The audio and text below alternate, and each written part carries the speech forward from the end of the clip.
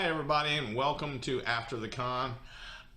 I didn't hit record right away, so this picks up about a minute into our conversation. I hope you enjoy it. But to like come out and be public about it just feels embarrassing, you know? Well, yeah, did you see that? Did you see what It's on Prime Video, yeah.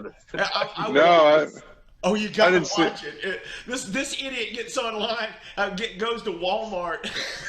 I swear, Goes to Walmart. goes to Walmart You're kidding and me. sneaks his book into Walmart, puts it on the shelf. I don't know why he thought this would work, and like, and then like buys his own book from Walmart to try to get it into the system. All it's I I'm think like, I heard something about it. When did that happen? oh God, 2013, didn't you say? Okay, I did hear about some guy taking his book in and then trying to buy it, And but then, gets on this documentary and just completely rakes Jerry over the coals there, but just drags him over.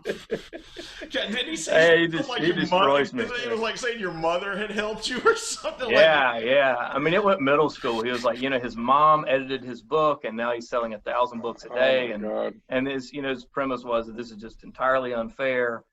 And he made great points. And My thing is, I wish I had a mother that could edit a book. It would save me. It would have saved me thousands A of dollars. lot of money. But why would you do that to your mama? Yeah, right. I can't get that's probably what married my mom to was read thinking my when she had books. to edit it. Yeah. I Yeah. have to admit that the only person who read my first book before I published it was my mother. Aw. But she is not an editor in any way, shape, or form. She was just being supportive, and she loved it. But yeah, that was the only person that read it before. Oh my My, God. mine was friends from work, and in fact, some of them still do early reads for me. But that story about the Walmart thing reminds me of my first 1-star review, and Ooh. I loved it so much that I saved it. I'm thinking about framing it and putting it on the wall because in the very beginning, that kind of stuff really hits you hard. You feel it. Yeah. But this first one was so ridiculously over the top. And it had this line in it, and I always call it the green crayon review because he mentioned that the original manuscript is probably pinned to my mom's fridge and it's written in green crayon. Oh my God. he was so creative in the way he wrote that review. It was just Yeah. it was a work of art. So I was just like, you know what?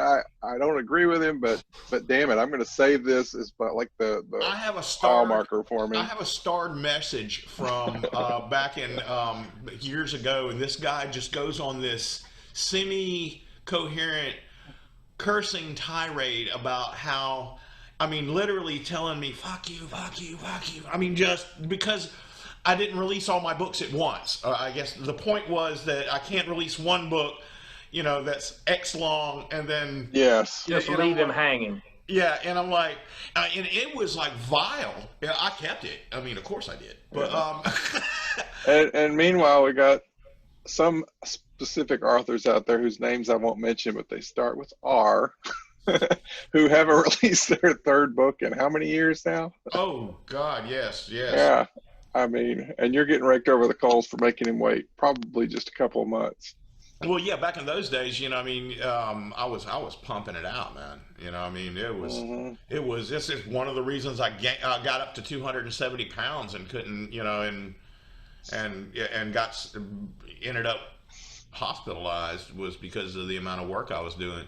And even when I wasn't putting out a lot of indie stuff, that was because I went over to tour and wrote 2 books back to back, and that was after writing 3 books back to back. But, I mean, Yeah. my God.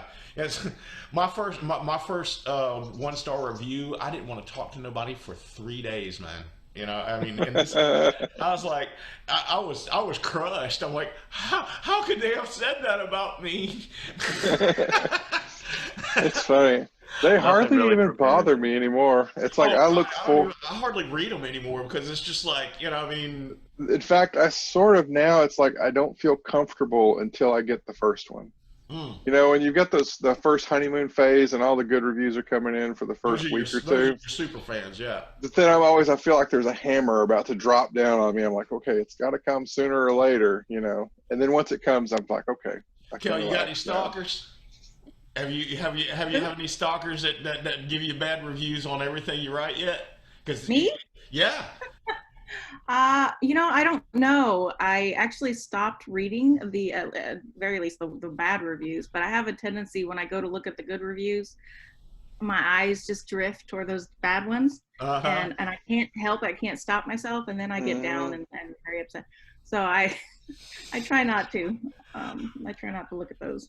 I have people that I've been at this for going on 10 years now, and I have people that have followed my career for 10 years and read everything that I write because it's verified purchases, and just say that I'm like, why are you doing this to yourself? Mhm. I've written 16 books. Why are you thinking I'm going to get any better? I have had that. I do have a couple of. I do I, have a couple of so-called fans who love to read my books and then rip them apart and say they'll never read them again, and then they immediately run out and buy the next one and rip it apart. And I just kind of laugh at those because obviously they really like the books. Otherwise, they wouldn't keep reading them. Yeah, yeah. you think, unless that's their joy, it's just Now, me and Michael have a great fan, a woman named Helen Payton, oh and yeah. Helen's just fantastic. And she's like this foster mom and she watches after like hard to place children, and she's Mhm. just awesome. And I tell you what, and it's those kind of people. I swear to God, if I didn't sell another book, just people like that would make what I'm doing worth it. You know what I mean? Yeah, Helen's got a heart of gold. Yeah. So But You got to send Helen our way, right, Jerry? I think she's she'll be probably watching. watching. Yeah, Yeah, yeah. I don't even know how many people are watching. Yeah, I haven't even checked. Um, I'm uh, not sure. uh, I don't have it up where I can see it. me neither. You probably shouldn't There's tell two us. You people just, watching right now. well, I see thanks a you. lot. Now I'm nervous. And Now the so, pressure's but on. like I said, this is gonna be recorded and put over on YouTube and all that kind of mess. Ooh, Uh, I don't got the know. beer Do we really burps. want Oh this my goodness. captivated for history? Oh my God. Yeah, man. I couldn't imagine. I don't know. Could you ever thought about what it would be like to go back to a regular job? oh yeah, I have nightmares about that. I don't Although, think I could survive. yeah, I'd be the world's worst employee. I mean, I I could imagine. was the world's worst employee. I could just picture it. Well, ma'am, well, sir, I know you told me to be in here at 8 o'clock, but my doctor told me I didn't want to. I wrote my first book at my last job, so I was definitely the world's worst employee. Oh my God, I've been years like having these weird hours, man. I mean, just Hmm. waking up at 3 in the morning, doing some work, and then taking a nap in the middle of the day so I can do some work later, and then trying to Yep. balance that with doing family stuff. And I got a son; he's going to be a senior this year in high school. And oh man, with all this COVID stuff, it's up in the air what we're going to do about that. And y'all have like teenage Hmm. kids? Yeah, yeah. Yeah, mine are going on almost 20. Oh my goodness, yeah, I yeah. have a Yeah, 15-year-old. Oh what? yeah. 15-year-old. What about you, Jerry? You got any? I got a 4-year-old, and it feels like I got like 8 kids, and they're like all in middle school. But, Yeah. Oh my God. Four. that's what's up. At least they're after that. They're beyond that rub and poop on the wall stage. Yeah, Uh, we got a new puppy for that, so that was yeah. brilliant. I'm a responsible I, pet owner by not owning a pet. I do have six. I have 6 fur babies, so I saw I your, really have the a house. dog you had. That's the That was, puppy. That's the little one. His I name's haven't. I was gonna say I hadn't met him before. What was his name? Pixel. Pixel. Aw, cute name. Oh man. So how you doing on book 2, Kel? That's a good question. It's gone to a place that is, I think, is going to be really interesting, and I really wanted to expand it to 4 books. I think it would have made a really fantastic story if I could have gotten that extra book in there. Tor doesn't want me to do that, so and I have to Just find make a them way bigger. to be creative. Yeah, yeah. Just make each book bigger. Yeah. Well, yeah, that's probably one option. Of course, then they're I going to don't want you to trim it so they can. 344 pages. The second book was Yeah, 600. Kel, I can advise you on that. So, yeah. Yeah. Oh my God. Of course, if you make it too big, they're going to want you to trim it just so they can fit it into their the format and everything that they want. But actually, I changed the way I was writing it because my editor asked for something, and so I'm like, that got me thinking, like, man, this would make a really fantastic story. And so I built that story in my head, and now they're like, I know we don't want it to be four books. So. Well, maybe you can steal that idea out and create something new with it. Well, I have the potential. Another thought is I could finish the first 3 books as originally planned, and then extend it into another 3 after that, with the rest of the story. That yeah, so, I mean, I have ideas. I'm sitting here trying to finish 3 indie novels that I owe Audible while writing the 3rd book of for Tor, and man, being all my health issues I had the past 4 months, it is, man, I'm so far behind. I'm like, holy shit, you know what I mean? That's insane. Yeah, and I can't work on more than one thing at once. I lose it.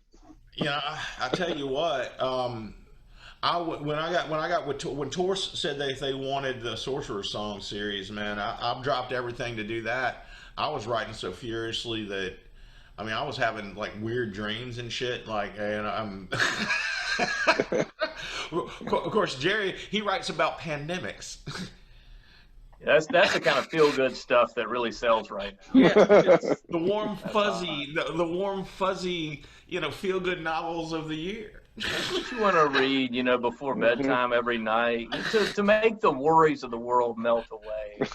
Lose yourself in a quick read that's only 185,000 words of global pathogen. They just sent me this in the mail. Nice. Ooh, that's pretty.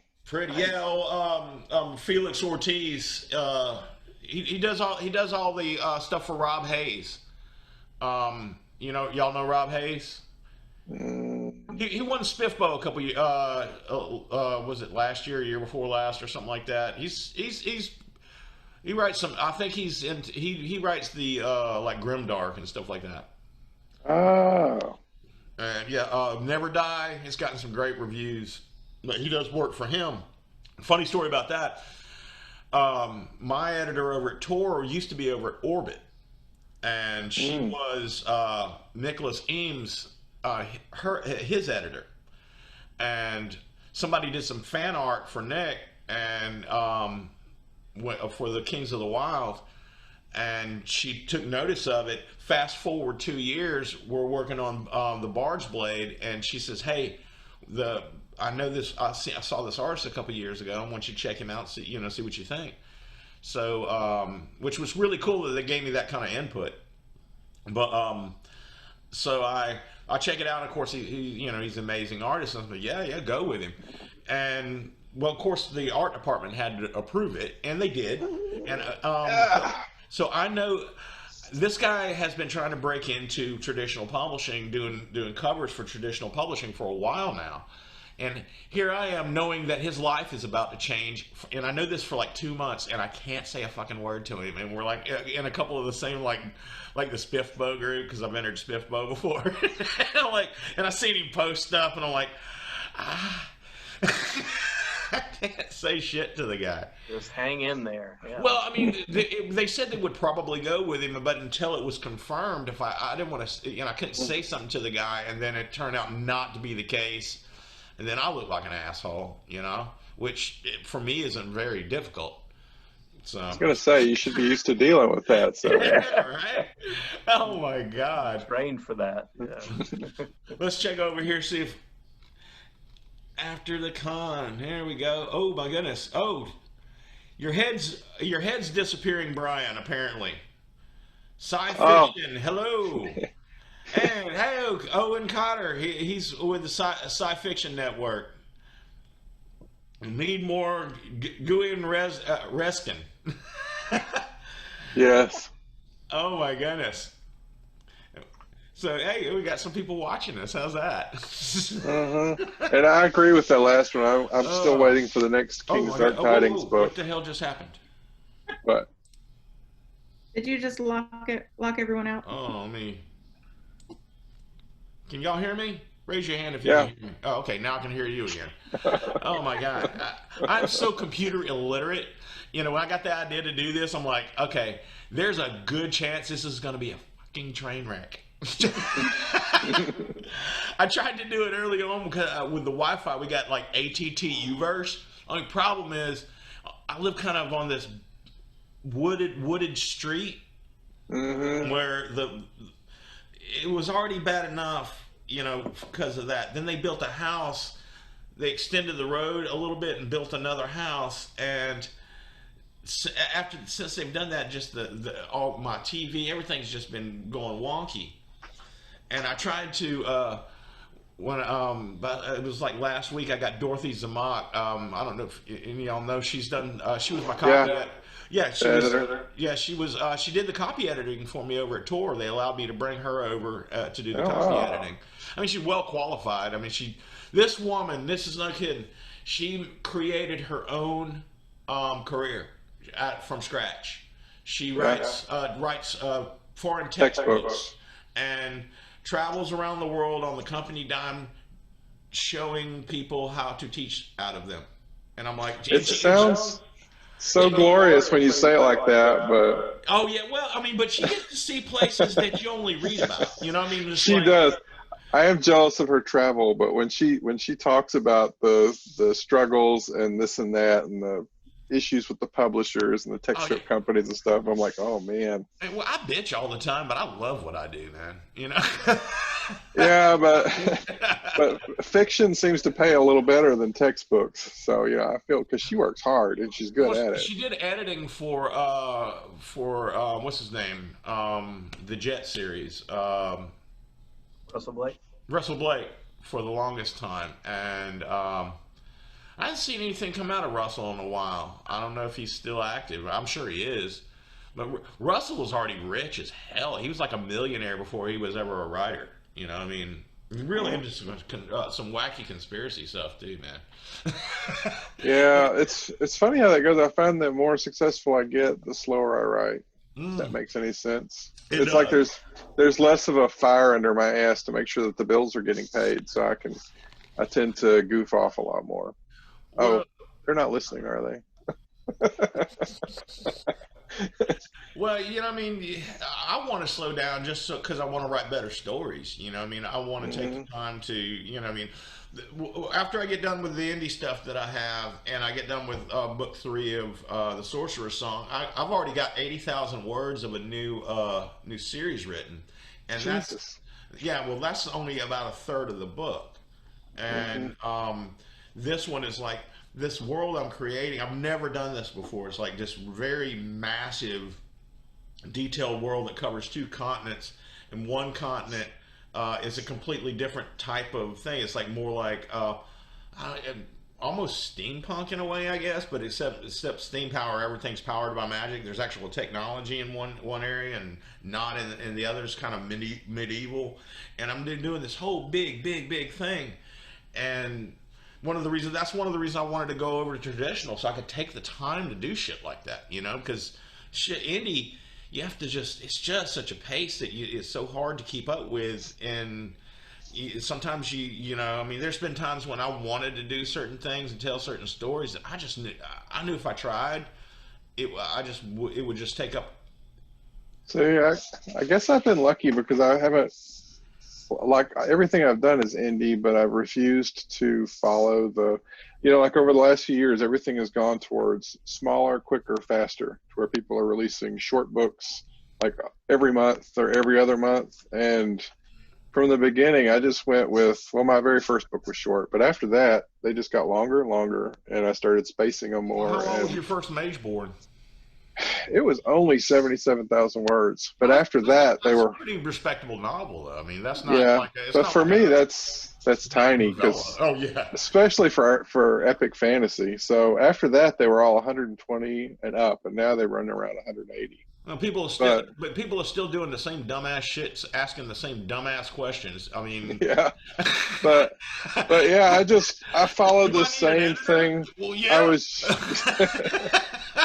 I just follow the same pattern I was always used to, which was big books released 2, 3 times a year. That's what I always looked for from the people that I read. Yeah. And so that's what I Well, you haven't, and came it's in. worked out for me, so I can't complain. Well, you came in right at the onset of the indie explosion. I mean, Yeah. you came. I mean, that's what I I tell. felt like I was late. There were some people that got into it like a year or two earlier, Well, you got but Michael J. Sullivan, Sullivan, yeah, and he was like the indie god though at the time. He was the one that went from indie went over to traditional. Him and hmm David Dalglish and yeah, actually, I think Michael gave him some help. I'm not sure what kind of help, but I guess he maybe guided him. He actually helped me. Michael did. He's going to be on next week with me. He yeah. introduced me to my agent. He contacted me in the very beginning, and I had no clue who he was. And because of that, I kind of like I talked to him, but I didn't agree to anything because I didn't know who he was or what he was doing, and it just I felt like he was. So I just pretty much ignored it. Oh my And god! then, You're yeah, like, back off, dude. I got this. yeah, I was just like, I don't know who you are or what's going on. And then, like, I met him at a conference a year or two later, and he was a really nice guy. Oh But yeah, him and his yeah, wife are really. He invited me. He invites Indies over to spend the weekend at his house, and he invited me to come out there, and I was like, I kind of just thought about that Ron White thing when somebody when when somebody calls and say, "Hey, you want to come party on the yacht?" The answer is always "Fuck yeah."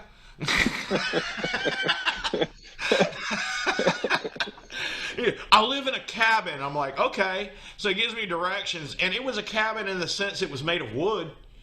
Um, but no, beyond that, I kind of know what you mean there. oh, have any of y'all got to meet any of your heroes yet? I got to meet Michael. Aw, yeah, Oh, she accosted me in an elevator, I did. and then Totally did the funny thing was I was talking to somebody at the time, and so I just barely said hi. And then after we got off the elevator, she disappeared, and I spent like the next day and a half trying to find her at that conference. She was invisible. oh my god! So I think we finally got to talking after that on Facebook, Because mostly. I tried to get because I was trying to figure out if you were male or female, and just basically to see if I was right. And Michael didn't give you up, man. And I know he was really good about that.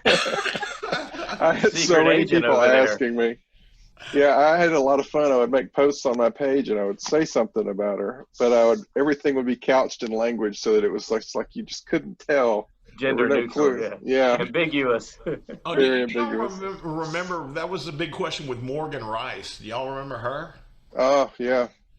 Man, I tell you what, I know a lot of people hated on Morgan Rice because of her lack of editing, and she was like putting out for a long time, like one a book every other month. Seriously, like, hmm and there was a lot of indies that were really hating on. But man, she was whatever she had a lot of it because she was selling like crazy numbers, and she had started out like doing vampire books or something like that, hmm and then she went over into fantasy, and I mean I knew she was female because I knew somebody who knew her, and hmm but and I didn't give her up just because she was wanting to keep that private, and I didn't feel I was the one to let that particular cat out of the bag.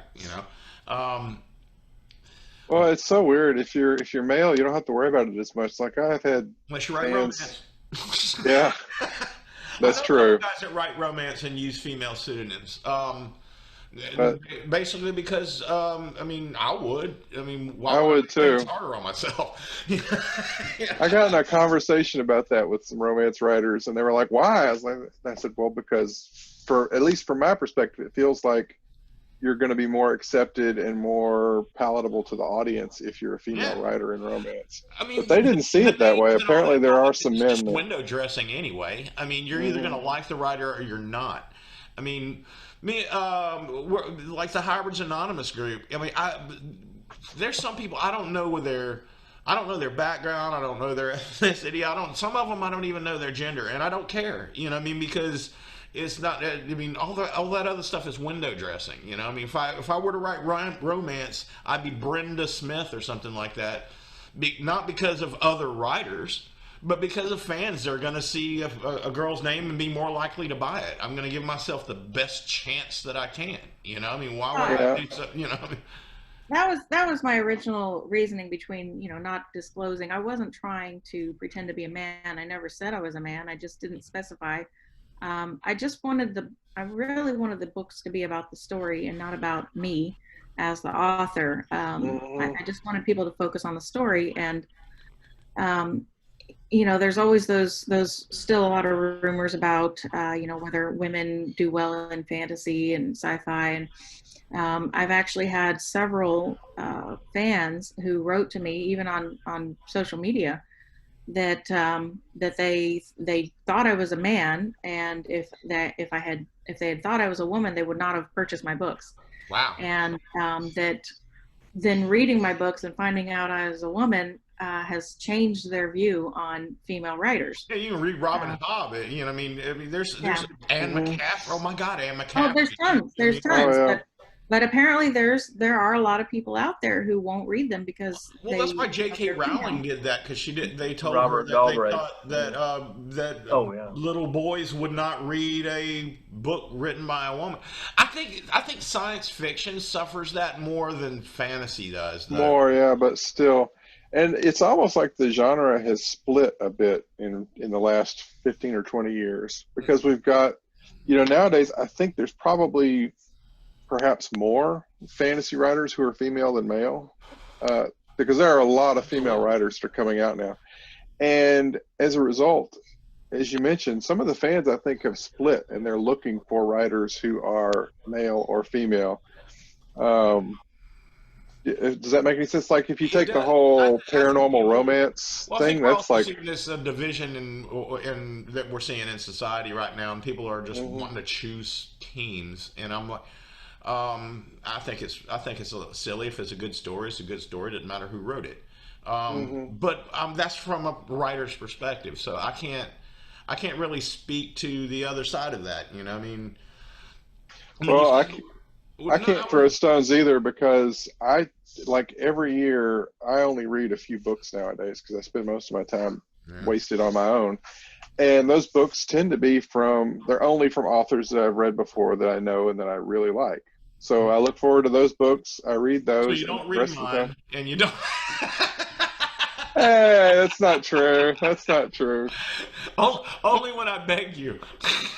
Actually, though, of the three of you, and it's interesting, Jerry, yours is the only one I haven't read any of your books yet, um, which is funny because you're probably the most successful of the four of us here. I don't know about that. Yeah. I Well, don't know. that means I looked. None of us are on a documentary. You are. Yeah, exactly. None of us are getting hated on by King Walmart. yeah. Well, Michael, That you is can hilarious. join Kindle Unlimited and find all my books in there. Binge read them after this conference. Oh yeah, no, Every page read helps around here. I tell you one thing I was noticing though, man. That was what you're seeing, like people like getting all bent out of shape about like changing up movies, changing up, like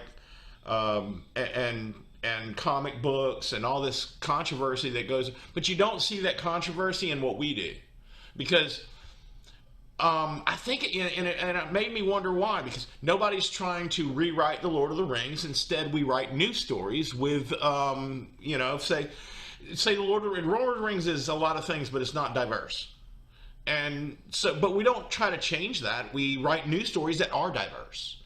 And I notice what we do is instead of, And I think it maybe it's because literature and art and fine arts and stuff like that is such an old art form that it seems wrong. And comics, movies, they're pretty new, and it doesn't seem like, in their art, absolutely. But I think in people's minds, they feel it's okay to screw with that.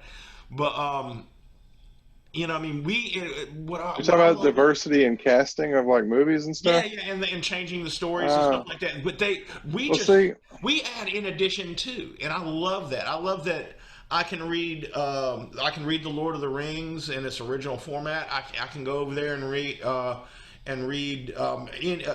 story with an LGBTQ protagonist that's outstanding, oh yeah, and it's all this addition, and you're not having one supplant the other. It's just this addition, and it's making the entire genre richer. And I think that's yeah. all. Hey, you got a guest. Well, for myself, it's like there are a lot of issues that I have approached as topics or subjects in my books. Everything from sexual abuse to other kinds of abuse, torture. The dark. But one thing I've never done is really approached. I mean, I've approached racism from certain angles. I mean, sorry, sexism from certain angles, but I've never approached racism at all. In fact, in my more recent books, I kind of leave all of that ambiguous. Like you almost wouldn't even know, except for a few moments where you describe a character, what ethnicity anybody in the books is, because Yeah. it's just not a topic I want to go into. But that's the beauty part of fantasy. We can tackle racism without doing it in a modern setting. We can do it like with elves That's true. and humans. We don't have to tackle it in this in-your-face direct way. I did that in the Goblin Chronicles. I mean the hatred between elf and human being the minority group, and I mean. It wasn't about racism. It was just about bigotry, and I actually got a lot of hate mail saying I was preaching about it. I'm like, well, I don't like bigotry. What do you want? And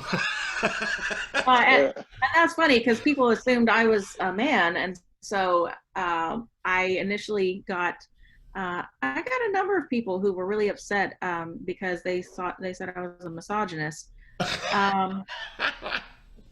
And the thing is, the books that I've been writing so far have all been kind of medieval-esque style books, and they're written in a medieval style setting where oftentimes the men do not appreciate the women so much, and the women don't have the rights. And that was actually my effort in identifying a problem in the society. And the problem is to show you the source matters. If somebody thinks you're a man writing that, they're going to. It does. It really does matter, because if they think I'm a man, then as a man, you're not allowed to say certain things about women, but as a woman, it's okay. And I feel like the books aren't finished yet. So far, I've identified the problem, and the whole point in fantasy is that the world ends on a better note than it begins, hopefully. And so, they have to work toward improving. Well, I mean, there's certain types of characters I won't tackle. Like, I don't write trans characters, not because I have anything against trans characters. I just don't have a depth of knowledge about the trans community in order to do it without turning them into a caricature, or I'm afraid I might do that. And yeah, well, you got to write what you know. Well, I mean, I was in the music. I've had dear friends who are homosexual, lesbian, stuff like that. So I include them in almost all my books. There's major characters that are gay or lesbian.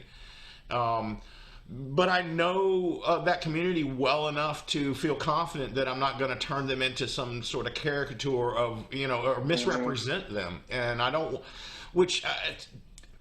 I get it. Honestly, I think the thing is, it's the same thing that goes with writing someone of the opposite sex. Is when you're talking about writing someone with an opposite sexual orientation. The thing is, like people ask you, how do you write a strong or a good, realistic female character or whatever that's outside of your experience? And the idea that is in my head is people are just human. And the thing that changes someone's gender in a book or anywhere else really is how people perceive them. Well, the society they come from would play into it. Yeah, so I write women just about like I do men. at least internally in my head, I'm thinking of them the same as if I was that person. But the difference is in how everyone around them perceives them and interacts with them, what society's expectations are. And that denotes the character's, interactions with everyone else is how people see them more than what they actually have within. The waitress is at another table, so I got to go to the bar real quick. I'll be Yeah, I should have thought of that. What were you going to say, Kel? no, that's true about the way people perceive. So that's my little puppy heard his door moving, decided he's gonna bark. And come here. So stop that. What was I trying to say? You were talking about writing men. He keeps hearing Brian's noise in the background, and he's gonna bark about it. But yeah, how people perceive them as a male or female or whatever. The dog's distracting me. This is why I can't get any writing done. I'll have these dogs barking all the time. Yeah, no, I've had a lot of readers, not a lot, I've had some readers complain that my female characters were not very strong, and that's part of the reason they think I'm a masochist. And the truth is, I wrote my female characters from experience. People I've known, parts of myself at different times in my life. And I have this kind of a soapbox I get on about female characters in fantasy, because people actually expect female characters to be perfect. There's this ideal in our minds of what a strong fantasy woman is supposed to be like, whether she's like this badass warrior or this superior mage or whatever. But she's expected to act and behave perfectly. And as a woman, I don't want people to expect me to be perfect. I don't want people to have that kind of a high expectation. I'm not a perfect person. I make mistakes. I have flaws. And what I've noticed in my books, both the men and the women have flaws, but people only complain about the females' flaws. Nobody has ever complained about the same or similar flaws in my male characters, but they get really upset when the females have flaws. I think that's because the women are under a microscope when someone's reading it. They're looking to see, no one ever thinks, well, how does she portray men? Or if they do, it's pretty rare. What I don't like is when people portray femininity as weakness. And yes. One of the things I try to avoid when I'm doing my female characters is I don't slap tits on a man, on a woman, on a man and call it a female, and I don't chop them off. It's not. She can still be a woman. She can be female. She can be feminine. She can be beautiful. She can be everything that is, and still be a badass, and still be strong, and still be everything. You don't just. Screw with genitalia and then say that's strong woman. And interestingly, that was one of my original goals when I started writing was, like take Xena, okay, the TV show. Well, I enjoyed that show. I loved it. Masturbation hour. It was a lot of fun. However, it was starting to become a trend in fantasy that every time you saw a woman character, if she was considered a strong character, it was because she was super strong, or she was a badass fighter, or she was this or that. It was because of masculine traits that were being, added to her. And a moon-faced Amazon hitting people with stick. Oh my God. And I've done some of that too because it's fun and I enjoy it. But I also like to have female characters who are strong in their own way, simply because of their femininity. Like taking my mother as a role model. A 120-pound woman and give her the same weapon that you would give a 250-pound man. And I'm like, no. Unless there's some reason to magic, or she's maybe not a human, or there's some compelling reason why she would be able.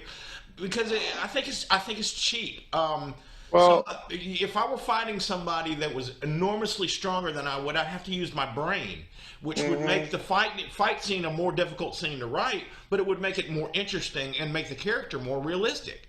You're not Well, going to to. me, You don't take a mousy little guy who weighs like yeah, 110 pounds and have him fighting Conan head to head. Why would you do that with a woman? You know what yeah. I mean? Plus, I I like to also, have. Oh, go ahead, Cal. Go ahead. I was going to say, I also have pretty strong feelings about people who get angry about sexualizing women. There's a way to do it, and there's a way not to do it. If you find the only value in the woman is her sexuality, then that's a negative trait. But just because someone is a sexual character does not mean that she doesn't have other traits. And I think that embracing female sexuality is really important. I think that women should be able to be sexual creatures without being, judged for it. And so I do embrace that in my books. And also, I think maybe that's part of what let people Misogyny. understand. Exactly, but I'm doing it from a woman's perspective, that I want to be free to be myself, to have a Mhm. female body, to not be ashamed of it, and Yeah, it's not 1955 for fuck's sake. that's right. And so, and I also think that that's how males and females often think of each other. That, when you first meet someone, one of the first things you think, whether you realize it or not, is this person attractive? And Yeah. so a lot of times I'll say stuff like that in my books, If and you have no now, intention now my of, publisher's like, no, we need to not do that. We need to not comment on whether the person's attractive or not. I'm like, this is a natural instinct it in doesn't every even matter if person. they're attractive, or is that person attracted to that person? 'Cause Right, people are, exactly, you know what I mean? exactly. I've Yeah. noticed Jerry's remarkably quiet right now. I'm just trying to look more attractive to everyone watching. Hey, Yeah. hey, if I were a gay man, And I'd be, private messaging you or something. that's yeah. And my wife says that I'm more attractive when I'm not talking. So, that's Funny, mine says the same thing. Oh my god! How many of you guys are married? I am not married. I'm divorced. Oh well, I'm both. So I have something common with everybody here. Oh, Mm-mm-mm.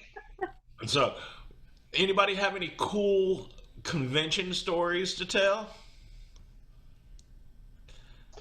God, don't make me think about going out in public, because I kind of miss that. There's going to be nothing going on this year thanks to the Oh God, I had pandemic. 17 shows canceled. I mean, I'd have had to miss some anyway because of the whole hospital thing and Hmm. almost dying twice, which sucked. But Yeah, I that puts a mean, damper on everything. you know, I mean, but- I get so excited when I go to the grocery store now. I'm like, well, oh, by I'm the way, going when somebody outside. tells you you have an 85% chance of living, that number does not sound. It does not sound as high as you think it might. No, well, that's I still play Dungeons and Dragons, or actually Pathfinder, on a regular basis with some friends that I've known for ages, and I've stopped going to the games this year because of COVID, Mhm.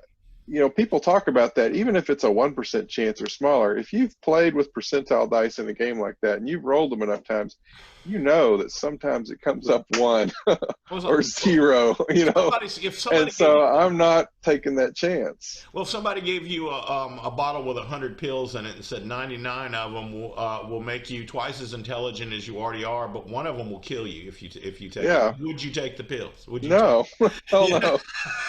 Yeah. Besides that, intelligence is not all it's cracked up to be. It doesn't necessarily make I me wouldn't happy. know. it works against you on this planet right now. Well, frankly. there are times I've wished I was a little dumber, because Yeah. it seems like People it said makes I it was easier to stupid, be but I happy. proved them.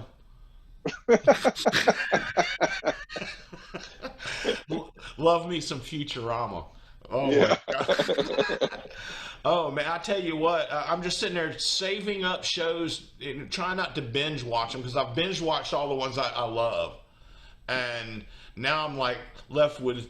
I don't want to get too invested in a damn show and it sucked because then I'll have to finish it, and because I'm psychotic like that, and I'm getting to where I'm as picky about shows as I am about books. I'll get 6 or 7 episodes in, and then I'm like, okay, this is just completely stupid. yeah, actually when it And comes then I'll I just discovered a show the other night. It's a foreign TV show. It's on HBO, and it's fantastic. It's What's it called called? Ye Foreigners.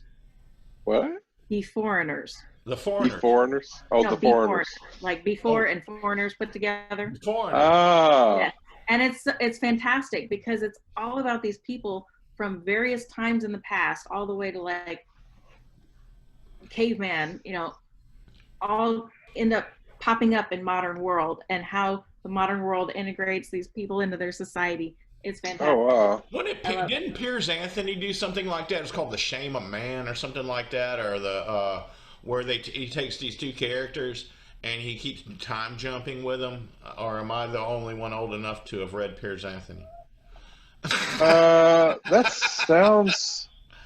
sounds more like a book he did, not where they were jumping in time, but where they discovered that they were in a zoo from the 1950s America, and then they escape and they find different cavemen, and one of them was when they get to the hunter-gatherer stage, he gets to these lake-dwelling people, and because he's left-handed, it makes him kind of an odd thing. But being that and he has this this girlfriend, and he has a rival. It's man. Back when I was a teenager, okay. In the 80s, fantasy is underrated. It is given a bad rap. I don't care. I love me some 80s fantasy. That's when Anne McCaffrey was, people forget. People look at all the pulp novels of 80s fantasy, and they forget that there were some great writers that came up there in that time that are just classics. I can't believe Anne McCaffrey only recently got called like this master, like this big award that she got. I'm like, man, she should have got that 20 years ago. I mean, my God, she invented the genre of sci fantasy. Who else was doing that? I mean, because all the Pern novels that wasn't really fantasy, but it wasn't really science fiction. I mean, how many people did she inspire? She just got that award. But anyway, was I saying something important? Probably not. I don't remember. Is anything any of us say really important? Probably not. No. I'm gonna put all the important stuff in the books. Oh my God! I know, right? I sound so much better there. Y'all ever tried to use Dragon for voice? To write with? No, I've thought about it if I ever have a stroke or something and lose the ability to type. But oh my God, that would drive me nuts. Well, when you're a writer, you've got to think about that, because you think, okay, my job's pretty safe in the event of just about everything except for a stroke. Yeah, you can have almost anything cut off, and yeah, if something goes wrong with your brain, your eyes, or your hands, you're in trouble. And so I thought about what I would do with Dragon, but the thought of having to, the punctuation is the part that kills you. Yes, maybe dictation works well, but there's so much that goes into how you punctuate something, where the commas go, where the semicolons are, the em dashes, all that. And I'm a perfectionist. I want all those things to be exactly as I want. So I'd have to dictate it, and then someone would have to read it back to me, and it would just be a nightmare. I invent so many words and names that I'm sure Dragon. Yeah. I actually tried it one time to see if I could increase my production, because you can speak a hell of a lot faster than you can type, unless you're took a typing class, which I did not. Yeah. That was good. And I found out that I cannot speak the way I write. Right, exactly. There's a language that comes out of my hands that does not and cannot come out of my mouth. I think that's true. I use Dragon for my emails. I will dictate my responses to email. I find that I get through it yourself. You're not your narrating self. Yeah, like my email, I do it every afternoon. Open it up, and I can just go right through them the way I can't. But writing the books, I think you're right. The voice is different, and it just doesn't I don't think work as well for me anyway. I would never talk like that. It comes down to what you're used to, because I've talked to a few people that actually prefer to write with a pen or paper, and there was a time in my life when that was easier if I was thinking about what I was saying and trying to place it out on the page where I could see it. But once you get old enough to remember the option. Yeah, when you're a kid or whatever, or a teenager back in the 80s. But now it's the opposite. I still do that sometimes when I'm brainstorming. I'll get a piece of paper and scribble on it, but for the most part, I think with my hands on the keyboard, and that's just natural. But if there was a different way to do it, and I think I got used to it, and I had the same control, over all the little tiny details, I could probably adapt to that, but it would take a little time to get used to. Well, I think my own voice would distract me, and I don't think I could think and talk at the same time. Well, I mean, then there's fantasy speak that we all that even if you write in a modern vernacular, you use a little bit of fantasy speak. You know, I mean, phrases and stuff that you would never use if you were writing contemporary. Jerry over there being the exception. I mean, because you write, in a dystopian, but still, you're writing a different type of thing. I mean, do you ever use like phrases and stuff that you just are just completely? I mean, I wrote one dystopian short story one time, and it sucked. Well, I mean, based on some of the stuff on my Amazon pages, that's what people were saying about my stuff too. But yeah, I mean, there's a lot of science in the books. I mean, there's like crazy stuff in there. I mean, like, pandemics got, stuff that people are getting more familiar with now in terms of terminology. But yeah, there's, some. Is that your background? Is that your educational background? Well, I actually worked in clinical trials in college, but I started an internet company in college. So my background is like, software development, tech startups, just real geeky stuff. Yeah, my wife is educated in ways that I would never be. She has a degree in biology with a minor in chemistry. It speaks 3 languages, and I can barely speak one. I swear to God, if it wasn't for her, my son comes down and he takes these, the advanced classes in high school, and I'm like, don't even come to me, son. Don't bother pulling up the chair at my desk because I can't help you. Go to your mama. Oh my God, that'll come in handy when your kids get older. I tell you what. Wow. Yeah. So, Yeah. We got about like 6 more minutes. Oh gosh, what can we do to ruin our reputations before the time's up? Oh my God, I've already probably done that many times over. I mean, no one's worried about your reputation. Yeah, right. Oh. You've already put videos on YouTube, so you're already done. Oh yeah, right. I put one up one time that they made me take down. That was about writing diversity, and I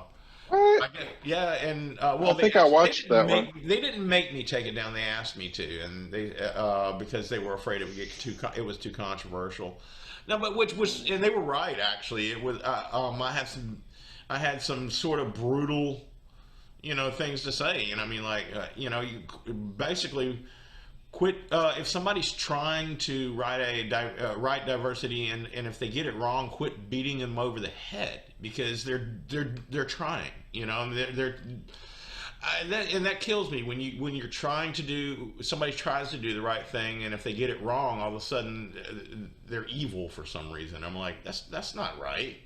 I mean, we all get it. I think what we see in social media is sometimes a little bit more than the reality. Like, we see the vocal minority that complain about things, but we don't see the silent majority that aren't worried about it or don't care so much. And another pattern that I've noticed with people who write to me is people are much more free about sharing their negative thoughts openly, whereas people who have the greatest complimentary thoughts send them to me privately. So it's a little funny how that works. Right? Everybody's so very willing to be publicly nasty, and I mean. See, I've had the opposite experience. I see a lot of positive stuff on the page that I get out in the open, and in private messages. But occasionally, I've had a few just virulent private messages, and I was just like, "Oh my gosh!" And I'm trying to engage without like escalating the fight because I don't want it to turn into something awful in the public. But But yeah, I've had a few where it's just like, oh my gosh, how do I respond to this without creating a big problem? Yeah. You just Well, don't. well, yeah, I try Yeah. not to be political myself but there, I mean, sometimes though there's absolute rights, and and I feel compelled to speak out. I try not to. I don't care I'm not going to sit there and get political between who somebody votes for, what political party they belong to, things like that, because it's really none of my business, and I don't feel qualified to be advising somebody on how to think. But there are issues like marriage equality. I feel very strongly about that. I have friends that lived in states that were in long-term relationships with their significant other, and they weren't allowed to be married, and it was wrong. And it was wrong, and I felt it was wrong. And I wrote opinion pieces on how wrong I thought it was. And I know there were people who didn't like it, and I'm like, I don't give a shit. This is not right. These people, they have done nothing wrong but want to be in a long-term relationship and have the same rights that any married couple would have. And but there's other things I just stay clear of, like just because it's such a hot button issue, it's never in. It becomes, you get so bogged down in it, and that becomes everything you're ever talking about then. I mean, Yeah, that's think true. about some of these writers who's taken stands on issues, and that's all they ever have to get to talk about. They don't anymore ever, and it's like, oh geez, I mean, I don't even watch the news anymore because it's only going to be about two things: protests and COVID. And unless something new happens, I don't care. I mean, Yeah. and I know it's very important, but damn, I mean, there's things going on in parts of the world that deserve some attention. Yeah, with COVID, I've actually made a few public stances on it, which I avoid in most cases. But I was a pharmacist before, so Yeah. there's a lot of things about that, like mask wearing, that I just can't stay silent on because there's so much Some people say stupid. some of the stupidest shit, man. Yeah. I mean, just oh my god. And some of the IT powers arguments. are causing COVID. You're a moron. And I don't Yeah, mind saying that because most morons don't read and they're not fans anyway, so fuck them. that's true. Yeah. That's true. Oh man. Oh no, it's one thing. I mean, a lot of people don't realize that a lot of authors have backgrounds that are not in literature. Like myself, I'm a scientist as well. So we Yeah. have expertise in subjects aside from what we're writing. So sometimes we want to take a stand on something and express that. But a lot of people say, "Oh, just talk about your writing. We don't want to hear about that." Mm. Yeah, except that a lot of times in our writing, we're addressing maybe things that aren't necessarily related to our degrees, but humanity issues and topics and stuff that we feel close to our hearts. Except for Jerry, who talks about the end of the world. Yeah. All my thanks, books, Jerry. the world ends. So Apparently, that is close to his heart. It's a persistent theme. my wife's like, I think you got some deep-rooted problems. And, you need to write Did something you- upbeat. And Did you tell her that marrying her is what brought these things? yeah, well, I was like, I wasn't having these thoughts That'll until get you we in got trouble. together. Michael, how are No, you? it predated it. So Oh my god. What'd you say, Cal? I said, how are you still married? I don't know. She's a saint. I don't know why she puts up with me. Oh, I feel the same way, man. I mean, I am such a hard person to live with. I do not. I do not see how I'm still married. It takes the patience of Job to be anywhere near me for any length of time. It's interesting. I think for some reason that men and women get married when they're younger, and I think at that point it's something that like both people want to get into. But I think in the older end of life, or as I'm getting older, I can How see old are you? how I'm 50 now. Yeah, Oh 50. God, yeah, you are old. Yeah. And I it mean, seems to I'm me like now 49 the, this year, so the older I get, I think women in the 50s and 60s and 70s are probably not so interested in getting married again if they ever wind up, on the market, because at that point they're like, why in the hell would I want to get mixed up with some asshole. fat asshole? I don't- I honestly don't. I don't see what women find in us at all. I heard somebody say something pretty wise one time. It says, women marry men hoping that they'll change. Men marry women hoping that they won't. Won't. Yeah. I'm like, yeah, no, I actually have seen that especially with young couples that the guy sitting there in this, they get married when they're just coming out of their teens, and this girl that he married grows into a woman with her own goals, and he's like, what the hell, you aren't. No, she's not a little girl anymore, man. It's funny. I tease my mom. She's almost 83. Oh my and God. I tease her all the time because she lives in a community where there's lots of old people in the area. They're all in little apartments. And I'm always teasing her. I'm like, Mom, why don't you pick up a boyfriend? There's that new guy that moved in next door. And she's like, oh, God, why would I want to be involved with that? She's like, sure. Man. I hope she never listens to this. She's like, sure, he'd come over and we'd have a little fun. She's like, but then he'd want me to make him lunch. You do realize that since the advent of Viagra, Yeah. STDs in retirement homes, like, Yeah, but to her, the cooking was the whole thing. This conversation quickly devolved. Well, hey, I was just shocked that it was if I was 80 years old and I could why the hell not? What would you do? I mean, Oh yeah. I don't think I'm going to lose interest in it before then, for sure. But for her, it was the cooking was the deal breaker. She's like, all the men in her generation. She's like, they'll come for sex, but she's like, but then they want you to cook, because you're a woman or whatever. That's the expectation, is that she's going to take care of them. And she's like, I don't want to take care of anybody else. I've got enough trouble taking care of myself. How old are you, Jerry? 40. 40. Oh, 40's a I feel great like I'm age. like 80. Yeah. Yeah, it's not the years, it's the mileage, huh? Oh my God. So I'm the oldest person here. Yeah, by a year, man. Oh, all right. Thank goodness. Edged you out by 8 months. Yeah.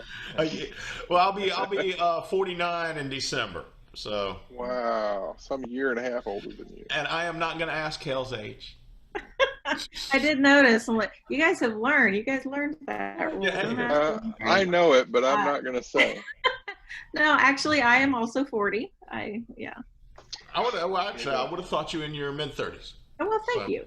As somebody would Well, my body feels like I'm about 90, but at heart I'm 24, so I'm somewhere in the middle. I'll tell you, it's tough to stay healthy doing this, though, because you're sitting on ass, all day long, and then you want to exercise, but sitting on ass makes you tired too. I mean, wait, did you say you want to exercise? Yes. Yeah. What's going on? What? Who wants to? Actually, I like, believe it or not, I like lifting weights. There's. Wow, I did that once when I was like 20, and I hated it. But it gives me that same zen that when I'm riding my motorcycle. That it's because it's such a mindless thing to do. And my health has improved since COVID, because like back in January, did you eat? I saw this thing coming out. I saw the risk factors. I thought, you know what? I don't want to die. I've got too many people I'm taking care of. And if I die, they're going to die. So at that point, I stopped. Domino thing. Yeah. I got away from any kind of nicotine. I started exercising like on a 3 or 4 times a week basis, just to get some cardio and a little bit of weight stuff. But I absolutely hate it. I mean, I don't enjoy it. I'm trying to make a habit of it. And my wife asked me the other day, she's like, why are you just doing 30 minutes? I'm like, because I'm not trying to, I was like, I don't want to grow a whole bunch of muscles or change anything. I just want to stay healthy. So I'm trying to do something that I can continue to do for the rest of my life, just a habit. Well, God, I do not like it. I like lifting weights. I'm not trying to get all jacked up. I can't lift because of the PICC line in my arm right now, because I'm still taking antibiotics for 3 more weeks. Mm-hmm. And it could shift the PICC line, and then they'd have to. This is the perfect time to become a heroin addict. Yeah, right. Just think about the convenience. Actually, they took me off pain meds, and I didn't want to come off of them because I was still in pain. And I'm like, I'm not ready to come off the pain meds. Oh, well, we don't want you to get addicted. I said, I've been on them for 2 months. I'm already addicted to the pain meds. And I realize I'm going to go through withdrawals, so give me some more pain meds. They wouldn't do it, and I didn't argue any further. And for 3 days, I laid up in bed feeling like I had the flu. And then gave me a new sympathy for junkies. But It I can knew. get much worse than that. In fact, if it's bad enough, you can even die from it. Well, Um, it wasn't. I was taking like Percocets for the staples and all the shit that was all that kind of hmm stuff, and Well, that's it good. felt like shit. I had more pain meds. I had like two or three that I could have taken at any time, but I'm like, and I take those, I feel better, but then it's just back to where I was, So let me just go ahead and go through it, which I knew that's what I had to do, and I was trying to explain to him, I'm aware I'm going to go through withdrawals, So you're not saving me from anything, you know, you know, Mhm. and be honest with you though. I didn't have any great desire to go take a pill to make myself feel better. I just wanted time to speed up so I'd be at the end of it. Yeah, You people, know? there's a lot of misconceptions about what opiate addiction, withdrawal, and dependence are like. And I speak on that because, my best friend died related to things that came out of that. And I myself, as a younger man, and also for valid reasons, have used a number of opiates. I have a predilection to opiate uh, addiction. I guess you would say genetically. Like I'm not big on alcohol. I'm not big on marijuana or Yeah, me most other neither. drugs. But I absolutely love, Vicodin and whatnot like that. And I've experienced it enough to know, like the last time I got a prescription for something, like I think I hurt my ankle or something. Hmm. I didn't take it for the pain. I wound up hoarding the pill bottle for a year and a half. And I would take them on a bad day, not because I had a headache or any pain, but just because I wanted to feel good that day for whatever. I wanted to moderate my mood. I used to So smoke a lot of pot. I mean, I still use it for I insomnia. wish, I wish I liked pot. I mean, I've smoked it, quite a few times, but I I keep some. just, I keep some with me just enough in case I have insomnia, and yeah, because it gets you into a really nice, relaxed sleep, and you wake up refreshed. yeah, I mean, I keep just enough. this, I mean, every so I've had the same amount of I had the same little baggie of pot for yeah. See, for six me, months now. And, I mean, it's I just can't sleep on it. It actually keeps me awake. really. And yeah, and the high itself, it's okay, but it's not something I ever really seek out. Uh, well, So it's weird. it should be legal everywhere, and it's the only Oh, thing it that would should make be. me the only thing that makes me possibly want to move to Colorado. Hmm. Yeah. How about you? What's your drug of choice? Since Me? we're going, yes, Food. food. Unfortunately, it's food. Everybody Yes, loves I food. I have a huge sweet tooth, and I am a comfort eater, and that has been an issue during the pandemic. But no, I don't. I mean, I have an occasional drink or something, but I don't have an addictive personality or genetic makeup. So unfortunately, I am really addicted to carbs. Carbs. Yeah. I want them when I want them. I think it was for me the reason I don't crave sweets is because when I was a kid, like Little Debbie snack cakes and all that kind of stuff was just there for the taking. It was never denied to me. And I have a friend of mine that it was a special thing to get stuff like that. He couldn't just go Hmm. in and get it whenever he wanted, so it was something special. And for me, as if I wanted one, I just went and got one. And as an adult, I just don't really want them. I mean, Hmm. sometimes I do. I mean, sometimes there's nothing better than a bowl of ice cream, and I'm like, I can't, and I just want it really, really bad, and I'm pissed off if somebody ate all the ice cream. But I do love ice cream. but I think that had to do with. I think that has to do with the fact that I don't view it as something special or something that I was ever denied as a kid, and I don't think that is true for everyone. I'm just thinking for me, Yeah. it was because man, I love me some chocolate. Just don't get me wrong, but Well, interestingly, I spent most of my life, I had hyperactive metabolism, so I didn't have to worry about what I ate. So when I was a teenager and all the way into my 20s and 30s, I ate just gobs of food. And I never worried about it, and I never wanted to worry about it. Now I'm 50 and I've got a pot belly, and the weight's slowly creeping up. So a couple months ago, I tried fasting, because I absolutely hate dieting. It works. I can't stand to like limit my food intake on a daily basis because that just drives me nuts and I get angry. I'm just like, why am I not eating when I want to eat and I'm hungry? But to not eat at all is a lot easier for me. Well, So like last week I spent 3 days just. These antibiotics killed my appetite. I weighed 270 pounds 4 months ago.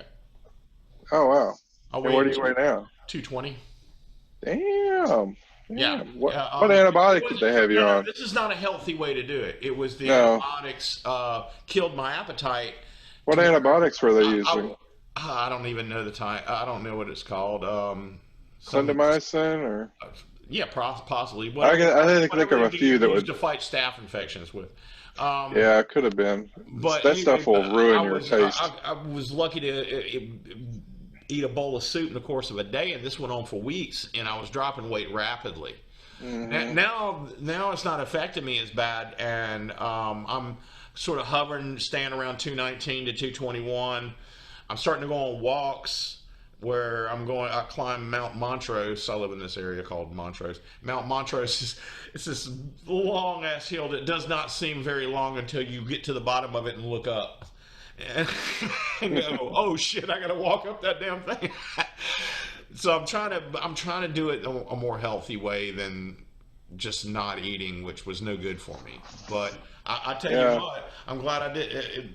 In a way, I'm kind of glad because I lost 50 pounds in 4 months, and I don't have to start from, that place. And I'd been 270 pounds for a while because of sedentary lifestyle. And where you're talking about sweets, with me it was just junk food. Like I would, man, do not make a lasagna and put it in my house. You know what I mean? Because I will eat the whole goddamn thing of lasagna. You know what I mean? Stuff like rich foods that are unhealthy, that are just bad for me. Where some people like do that with sweets, I did that with that type of foods. Those, just. Yeah, I love soul food, or any kind of food really. I never saw anything with pasta that I didn't want to eat. There he is. That's that Sorry card. about that. Hey, look, there he goes. We're going on an hour and 15 minutes. Yeah, we were waiting for you to come back just so we could sign off. Oh wow, you guys didn't have to do that. No. Hey, there's probably some questions on the Facebook page. I've been recording this, so I actually didn't start recording until like a minute into it. So I'm gonna put a little disclaimer that this is 1 minute into the conversation, but I'm gonna put all this up on YouTube and things like that. If you want me to send you a copy of the conversation, I'm happy to do that. This went exactly the way I was hoping it would. It was. I didn't want that whole scripted thing. That's just no fun. Y'all been on panels. You know what somebody's going to ask you. You know how you're going to answer it. I have no clue how I'm going to answer it. Right. But anyway, hey, thanks, guys. I really appreciate y'all doing this. It went far better than I could have hoped. Yeah, well, it was nice to meet you, Jerry. Yeah, nice to meet you, Michael and Kel. Yeah, it's good to see you too, Kel. It's been too long. Y'all can see each other anytime you want. So. Well, yeah. We talk every once in a while, but you're just an aloof sort of guy. No, I'm a hermit. I'm a hermit. I stay in my house except for the store. Usually when I hear from him, it's when he's a little deep into his cups, if you know what I mean.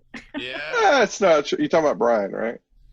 I'm talking about you. Hey, I am hella likely to drunk dial you. You know what?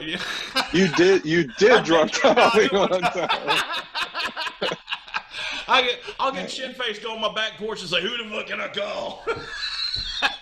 Who's up?" And just to make him feel better, I drug out a bottle of scotch and had some with him until he forgot and dropped the phone or something. I don't know. We hung up. Oh, yeah. I'm prone to doing things like that. Not so much anymore because all this stuff. I'm such a hard to do date. that when you've got a pick line in you. Well, no. The doctor said I can drink. He said all that stuff is a old wives' tale. the antibiotics that I could drink. I don't, but you know, I don't drink at home very often. You know, you saw me on one of those things. Usually, if I'm drunk dialing, it's because I've been out at the pub and then come home. So it's not. I don't really drink a lot at home. You know. But anyway, all right, guys. We will see y'all later. Enjoy Thank you again. See you guys. Again, and for everybody watching, Kel Kade, A.G. Riddle, Michael G. Manning, awesome writers. Buy their books. And I'm gonna leave the link to the YouTube channel and their websites, and you know, you should check them out. All right, guys. All right. See you later. See you guys. Bye. Take care. Bye.